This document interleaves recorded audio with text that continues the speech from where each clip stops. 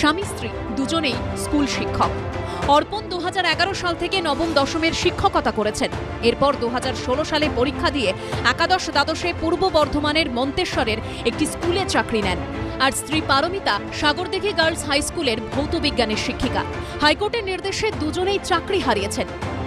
আমাদের যে কেমিস্ট্রির 1200 জনের আছে তার মধ্যে 20 জন আছে মাত্র ওএমআর মিসম্যাচ, অর্থাৎ সেখানে পার্সেন্টেজ ধরলে 1%-এরও কম। তো এই ক্ষেত্রে আজকে দুবার, একবার আমি 11তে নিজের যোগ্যতা প্রমাণ করেছি, 2016তেও আমি আমার যোগ্যতা প্রমাণ করেছি।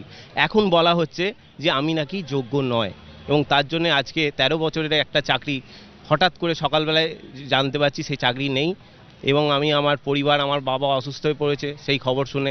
আমাদের ওএমআর সব ঠিক আছে, এবং 9-10-এ যারা আমাদের 9-10-এ শুধুমাত্র 5000-এর মতো 0.9% কিছু টাকা পয়সা দিয়ে বা কোনো কিছু দুর্নীতি করেছে, বিতর্কিত, সেটা আমি বলবো না।